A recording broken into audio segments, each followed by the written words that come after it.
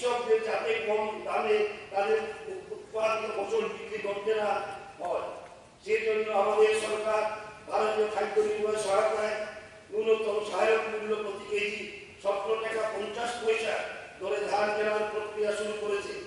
এই ঐতিহাসিক পদক্ষেপ হিসাবে মাননীয় মুখ্যমন্ত্রী শ্রী বিপ্লব কুমার দেব 2018 15 ডিসেম্বর তারিখে কমলপুরে ধান ক্রয় প্রক্রিয়ার উদ্বোধন করেন।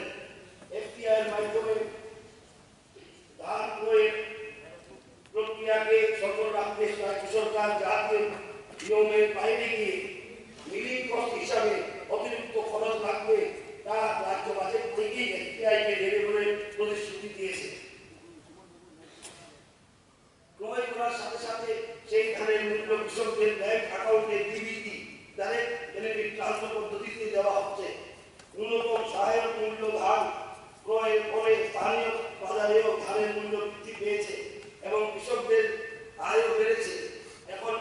এখন প্রতি কৃষক তার উৎপাদিত প্রতি কেজি ধান 5 টাকা 50 পয়সা থেকে 7 টাকা 50 পয়সা বেশি পাচ্ছে।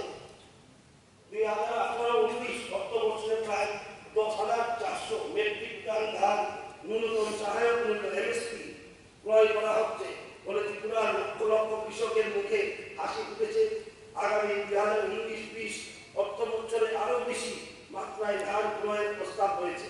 কিষাণ যোজনা চালুর জন্য ভারত সরকারের প্রতি আমাদের আন্তরিক কৃতজ্ঞতা জ্ঞাপন করছি।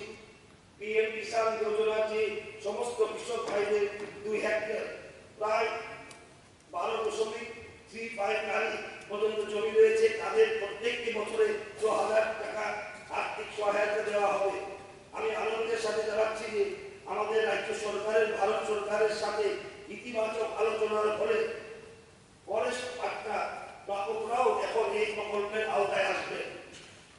2022 সালের মধ্যে কৃষকদের আয় দ্বিগুণ করার লক্ষ্যমাত্রা পূরণের ক্ষেত্রে পিএম কিষাণ এই বড় ভূমিকা পালন করবে। ত্রিপুরা এই প্রকল্পে কমপক্ষে 4 লক্ষ কৃষক উপকৃত হবেন, যার মাধ্যমে বছরে প্রায় 300 কোটি টাকা তাদের ব্যাংক অ্যাকাউন্টে জমা পড়বে। রাজ্য সরকারের রাজ্য কৃষকদের আয় বৃদ্ধিতে উদ্যান পালন ক্ষেত্রে বিশেষ গুরুত্বপূর্ণ ভূমিকা পালন করে কুইন প্রজাতি আনারসকে রাজ্যিক ফল হিসাবে ঘোষণা করা হয়েছে। 2018-19 অর্থ বছরে 5.15 মেট্রিক টন আনারস মধ্যপ্রাচ্যের দেশগুলিতে রপ্তানি করা হয়েছে। ফলে আনারস চাষিরা তাদের ফলের অধিক দাম পেয়েছে।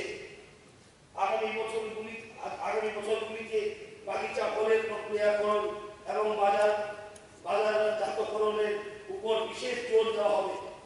এই মহতী সভায় আমি খুবই আনন্দের সঙ্গে জানাতে চাইছি যে আমাদের সরকার রাস্তার পাশে রকমারি ফুল ও ফলের গাছ লাগানোর মতো বিশাল কর্মযজ্ঞ শুরু করার বিষয় বিবেচনা করছে এবং অন্যান্য প্রকল্পের মাধ্যমে এই বৃক্ষরোপণ কর্মসূচি হাতে নেওয়া হবে। এইসব রাস্তার পাশে যেসব পরিবার বসবাস করেন তারাই এইসব ফুল ও ফলের গাছগুলি রক্ষণাবেক্ষণের দায়িত্ব থাকবে। এইসব গাছগুলির ফলন তারাই ভোগ করবেন। অধিকন্তু এই গাছগুলি রক্ষণাবেক্ষণের জন্য প্রতিটি পরিবারকে 200 টাকার মাসিক আর্থিক সাহায্য করা হবে, যা তাদের ব্যাংক অ্যাকাউন্টে সরাসরি প্রদান করা হবে। এটা আশা করা যায় যে এর মাধ্যমে রাজ্যের প্রায় 2 লক্ষ পরিবার উপকৃত হবে। এছাড়াও ত্রিপুরাকে সুন্দর এবং আকর্ষণীয় পর্যটন স্থল হিসাবে গড়ে তোলা যাবে। উৎপাদনের স্থায়ী উন্নয়ন এবং স্বনির্ভরতা অর্জনের লক্ষ্যে বিভিন্ন পদক্ষেপ গ্রহণ করা হয়েছে। এই লক্ষ্যে চাষিদের মধ্যে গাভী বিতরণ, নদী জলায় হাঁস চাষ এবং চাষিদের নিজস্ব জমিতে ছাগল ও শূকর পালন ইত্যাদি রয়েছে। রাজ্যে দুধের উৎপাদন বৃদ্ধি এবং ব্যাকওয়ার্ড ফরওয়ার্ড লিঙ্কেজ তৈরি করার লক্ষ্যে 5,000 পরিবারের মহিলা সদস্যদের মধ্যে 2টি করে মোট 10,000 গাভী দেওয়ার কর্মসূচি রূপায়ণ করা হচ্ছে।